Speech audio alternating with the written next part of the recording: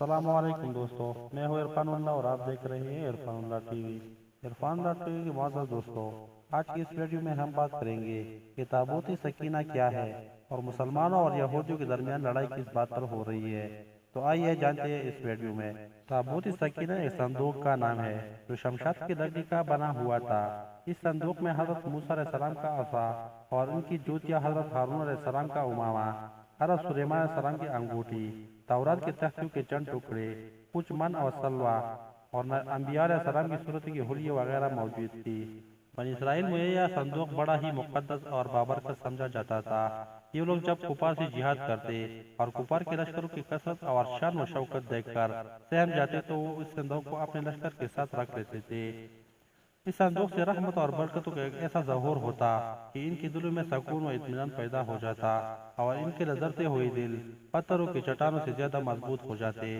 آسمان سے فتح و نصرت نازل ہوتی اور یہ جنگ میں فتیاب ہو جاتے تھے۔ بنی اسرائیل میں جب کوئی اختلاف ہوتا تو یہ لوگ اسی صندوق سے فیصلہ کراتے تھے۔ صندوق سے فیصلے کی آواز سنی جاتی تھی۔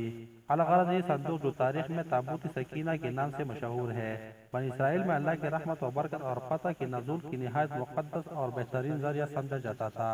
مگر جب بنی اسرائیل طرح طرح کے گناہوں میں مبتلا ہو گئے اور ان کی سرکشی اور بدعمالیاں اپنے عروج پر پہنچ گئے تو ان پر اللہ کا عذاب نازل ہوا۔ کفار کے قوم عمالقہ نے ایک بہت بڑے لشکر کے ساتھ ان لوگوں پر حملہ کر دیا۔ ان کافروں نے بنی اسرائیل کے قتل عام کر کے ان کی عمارتوں کو توڑ پھوڑ کر سارے شہر کو تہس نہس کر ڈالا اور اس مقدس صندوق کو بھی اٹھا کر لے گئے۔ قوم عمالقہ کی کفار نے اس مقدس صندوق کو نجاست کے گندے کوڑے خانہ میں پھینک دیا۔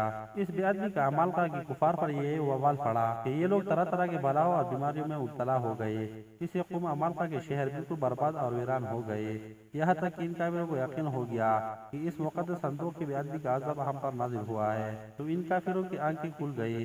چنانچہ انہوں نے اس صندوق کو ایک بیل گاڑی میں رکھ کر ان بیلوں کو بنی اسرائیل کی بسیوں کی طرف ہانک دیا۔ حضرت شمویل علیہ السلام جب نبوت سے سرفراز کی گئی تو ان کے زمانے میں کوئی بادشاہ نہیں تھا۔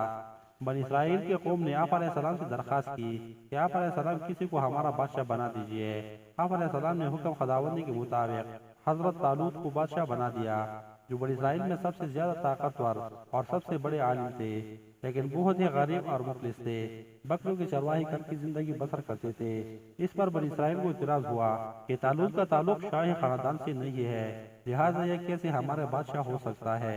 اس سے زیادہ تو بادشاہت کے حقدار ہم لوگ ہیں، کیونکہ ہم لوگ شاہی خاندان سے تعلق رکھتے ہیں۔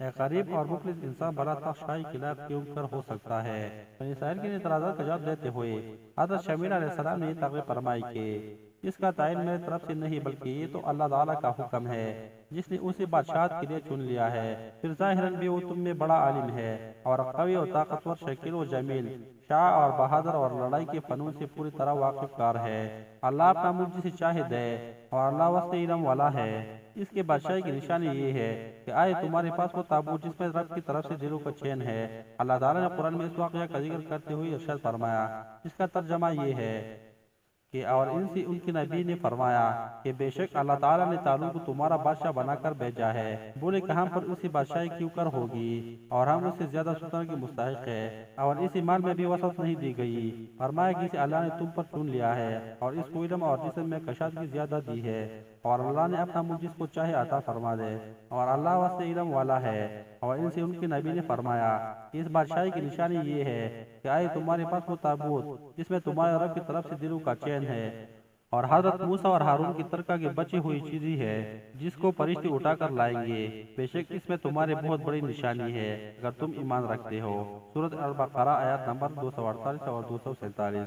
چنانچہ تھوڑی ہی دیر میں فرشتے آسمان اور زمین کے درمیان اس تابوت کو اٹھائے ہوئے سب لوگوں کے سامنے آئے اور حضرت طالوت کے سامنے لا کر رکھ دیا۔ اس تابوت کو دیکھ کر انہیں طالوت کی بادشاہت کا یقین ہو گیا اور تمام بنی اسرائیل نے حضرت طالوت کے بادشاہی کو تسلیم کر لیا۔ جب حضرت طالوت بنی اسرائیل کے بادشاہ بن گئے تو آپ نے بنی اسرائیل کو جہاد کے لیے اپنی فوج کو لے کر میدان جنگ میں نکلے۔ راستے میں حضرت طالوت نے اپنے لشکر سے کہا کہ اللہ تعالیٰ تمہیں ایک نہر کے ساتھ آزمانے والا ہے۔ اس نہر کا نام نہر الشریعہ تھا، جو اردن اور فلسطین کے درمیان واقع تھی۔ حضرت طالوت نے اپنے لشکر کو ہوشیار کر دیا کہ کوئی بھی اس نہر کا پانی نہ پیے۔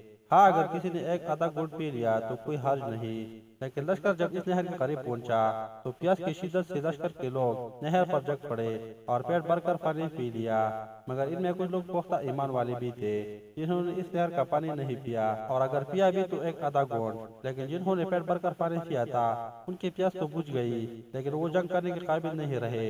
لشکر کی 80,000 کی تعداد میں سے 76,000 لوگوں نے پیٹ بھر کر پانی پی لیا۔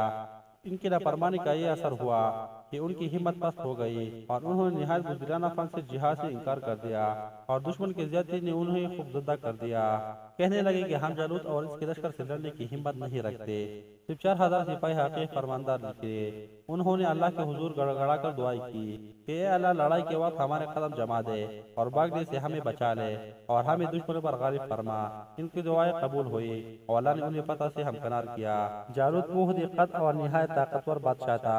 دونوں فوجی میدان جنگ میں لڑائی کے لیے سب آرائی کر چکے تو حضرت طالوت نے اپنے لشکر میں اعلان کر دیا کہ جو شخص جالوت کو قتل کرے گا میں اپنے شہزادی کا نکاح اس کے ساتھ کر دوں گا اور اپنی آدھی سلطنت بھی اس کو عطا کر دوں گا۔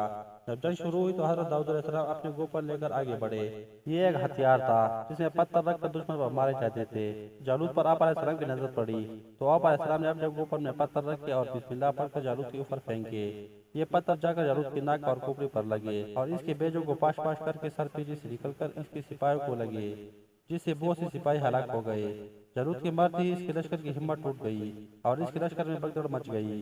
حضرت داؤد علیہ السلام جالوت کی لاش کو گھسیٹتے ہوئے لائے اور اپنے بادشاہ حضرت طالوت کے سامنے ڈال دیا۔ اس پر حضرت طالوت اور بنی اسرائیل بے حد خوش ہوئے۔ جالوت کے ختم ہو جانے کے بعد اس لشکر بھاگ نکلا اور حضرت طالوت کو فتح مبین حاصل ہوئی۔ حضرت طالوت نے اعلان کے مطابق اپنی شہزادی کا نکاح حضرت داؤد علیہ السلام سے کر دیا اور انہوں نے اپنی آدھی سلطنت کا بادشاہ بھی بنا دیا۔ اس واقعے کے 40 سال بعد جب حضرت طالوت کا انتقال ہو گیا تو حضرت داؤد علیہ السلام پوری سلطنت کے بادشاہ بن گئے، اور جب حضرت شمویل علیہ